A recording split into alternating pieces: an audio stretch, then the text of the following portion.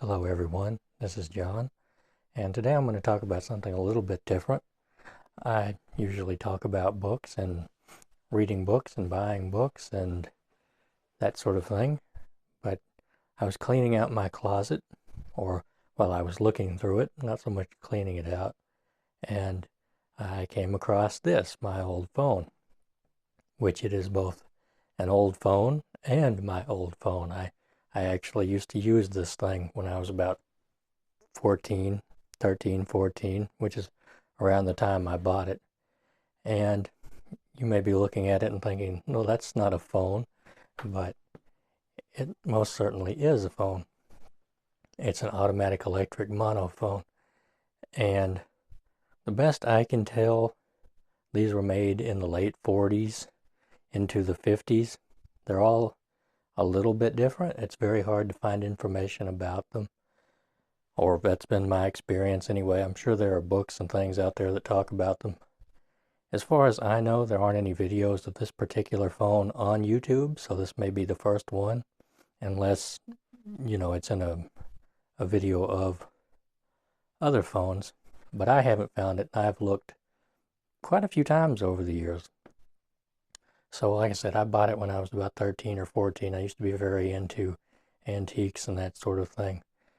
What it is a railroad phone, from what I understand. So they would carry these on trains, and if the engineer needed to call for orders or anything like that, they would stop the train and splice into a phone line and make their phone calls.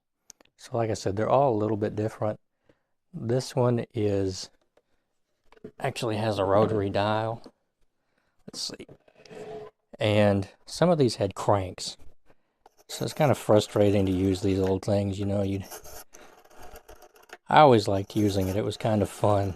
It has its, issues. Has a really nice bell ring to it. I wish I could power it up and let you hear it, but I'm not skilled enough electronically to be able to do that. So I'm not sure when this one was made. I think this is probably a later model.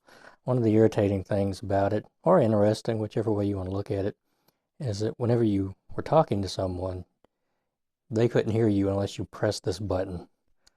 So, if you have a long phone call, that was a little bit irritating. And the way that I was able to use it